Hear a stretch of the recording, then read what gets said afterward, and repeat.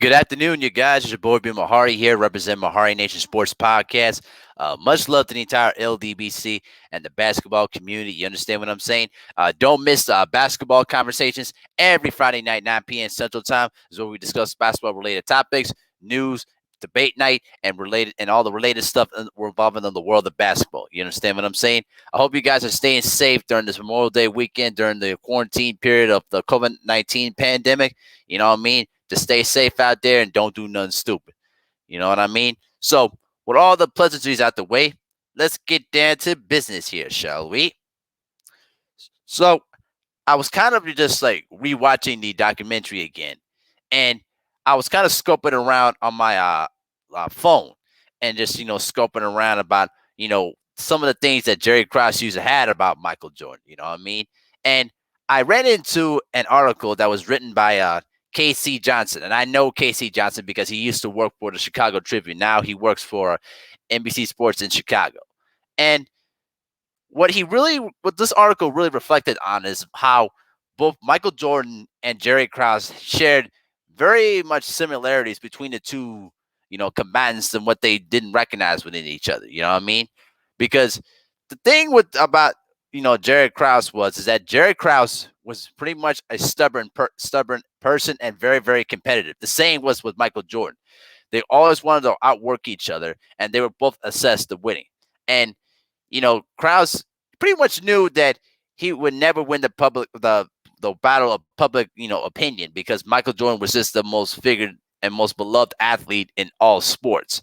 And it never really stopped him from doing the things of what he believed that he was right, even if it's unproven to an unproven Michael Jordan. And there were some things that I really discovered there is when he was interviewing when he was interviewed by Casey Johnson in 2016. This was a year before his death, and he said, "Do you know I regret that not? You know, do I regret that? Do I regret that I had not a great relationship with him?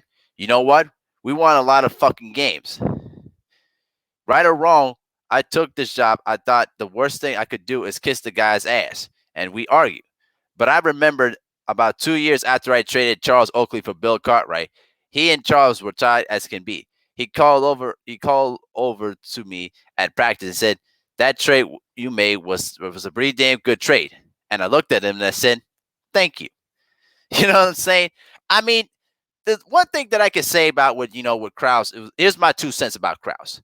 Krause was really good at assembling pieces and know how to really scout talent. You know what I mean? That was pretty much one of his greatest strengths.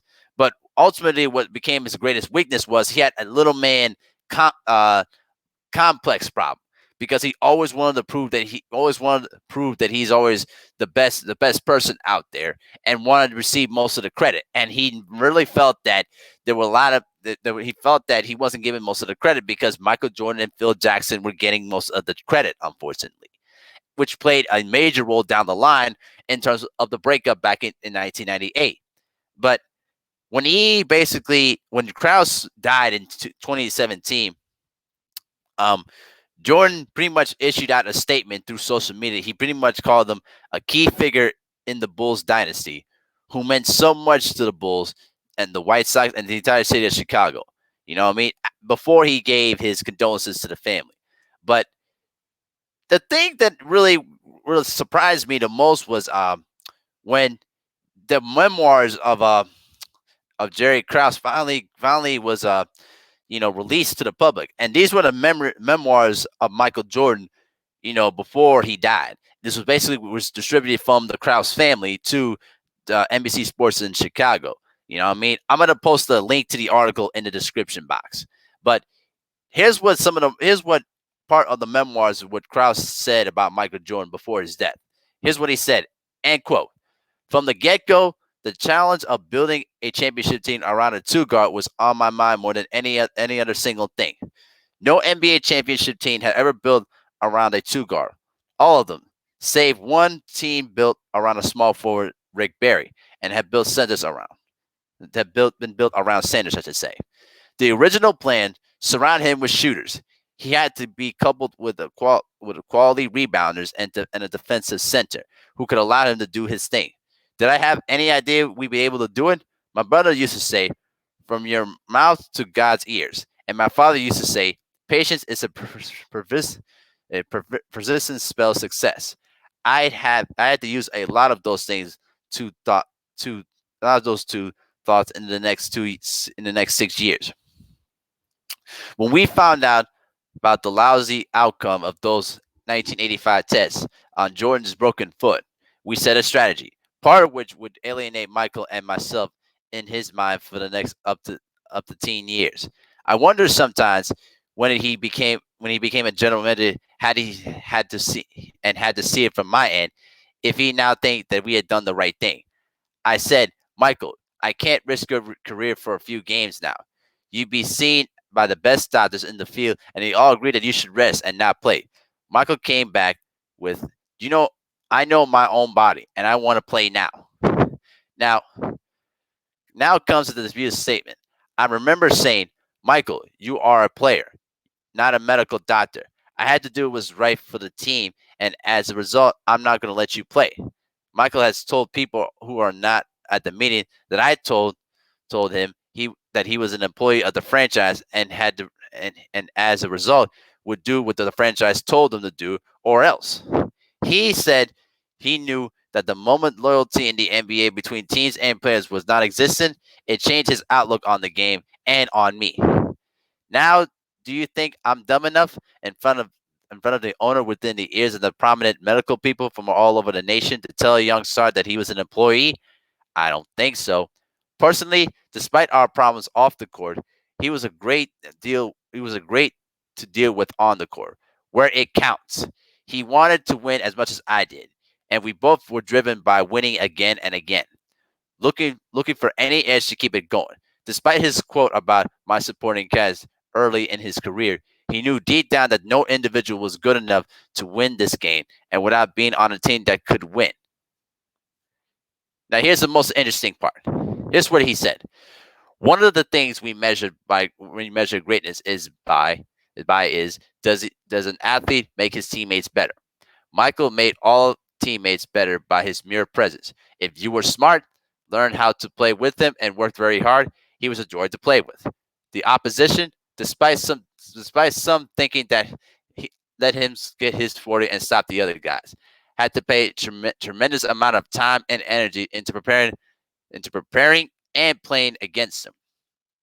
Because at the end of the game, when your guys were tired and the will to win in number 23 was hitting at an ridiculous scale, he could beat you in so many ways. Early on, he tried to do it all himself in clutch situations, but he gained confidence in his own passing skills and the skills of his teammates. He got to where he had no hesitation in passing the guys he was confident he could make that he was confident could make shots. His post skills honed only after we went to the triangle made him the best post scorer in the game and the last 6 to 8 years of his career. It made every player who threw the ball to him in the post could shoot and a huge threat to score. Rookies who showed him that they had the guts and the toughness got better because he taken a liking to them and showed them the ropes and make them feel that like they belong. On the other hand, rookies who failed to do that were subject to intense practices, floor beatings, and verbal tirades that left them wondering what the hell they got into and showed us that the kid did not belong. In a sense, Michael was a built-in rookie and a new veteran tester without par.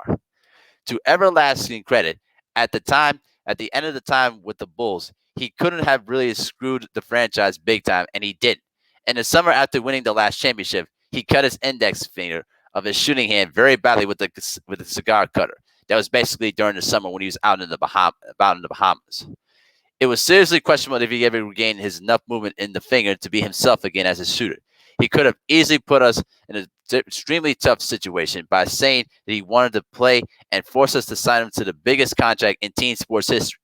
It would have been easy to go on the disabled list with the finger injury and spend the rest of that striking shortened season picking up the checks every 2 weeks and not playing at all.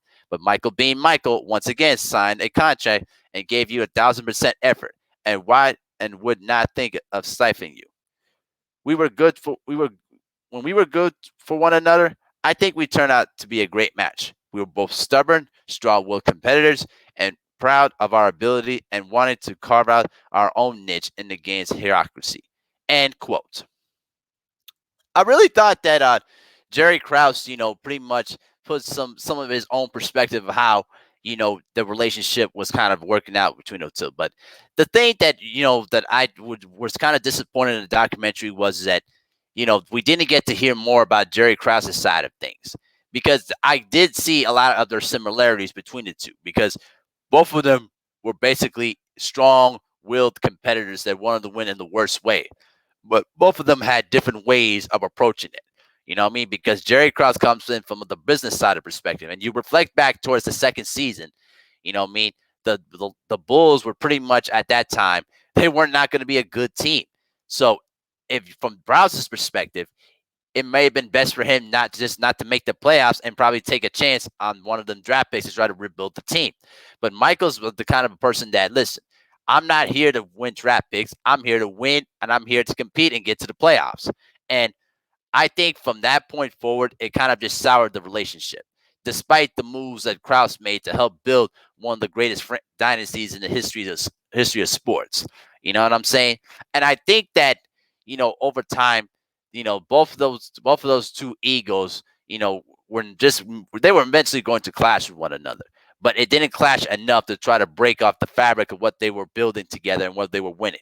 But unfortunately, it came back down to the backside when it came to the end, because Krause was pretty much wanted to prove that he can win outside of Jordan, Pippen, Rodman, and Jackson. And unfortunately, he did had some good draft picks, some good young draft picks that turned out to be good players, like Tyson Chandler, Ron Artest, Brad Miller. Those guys turned out to be really good players.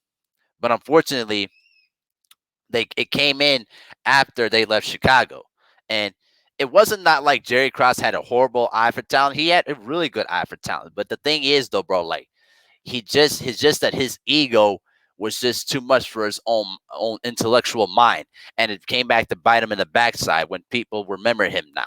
Because if you spit out the name Jerry Krause, people in Chicago would just rip him to shreds over what was going on at that time, and I don't blame him for feeling that way.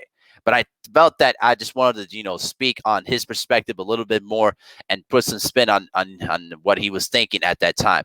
Because if he didn't die in 2017, I bet you he would have had an opportunity to speak on his perspective of what was going on at that time, and how he was the guy that gave Phil Jackson a chance to coach and ended up taking most of the credit during the dynasty, when in actual turn, Jerry Krause was the guy receiving the most credit.